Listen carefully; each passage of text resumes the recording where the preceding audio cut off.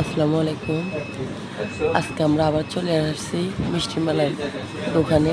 আমার ছেলে সেলাই কাটছে, সেলাই কাটার পরে আমরা চলে আসছি মিষ্টি মেলার দোকানে। ছেলে যা খায় তার জন্য। তো এখানে যাওয়ার পর ছেলে চিন্তা করছে যদি খাবে না, তো এই জন্য আমার বাবা নিয়ে আসছে যা খায় তার জন্য। তো এরপরে এই দেখেন এই সম্পূর্ণ মিষ্টি দোকানে মিষ্টি হিসেবে রয়েছে। আমার বাবা আসলে এলোমেলো, উনি এরকম নাতিকে নিয়ে আসছে, নাতি যে অসুস্থ সেলাই কাটছে, নাতি নিয়ে আসছে দেখেন নাতি যদি একটু খায়, এর জন্য এখন কোলে নিয়ে আবেগরত হয়ে গেছে, নাতির জন্য কান্না করতেছে। আসলে সব নানারাই এরকম, কিছু কিছু নানারা এরকম না, অনেক দাদারাও এরকম না।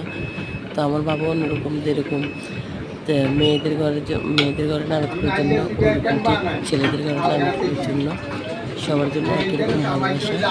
এখন একটু পানি খাবে, তারপরে নাতিকে তো দিতে চাচ্ছে না, তারপর আমরা চলে আসছি। তারপর সবাই সাবস্ক্রাইব করবেন। আল্লাহ হাফেজ, ভালো থাকবে।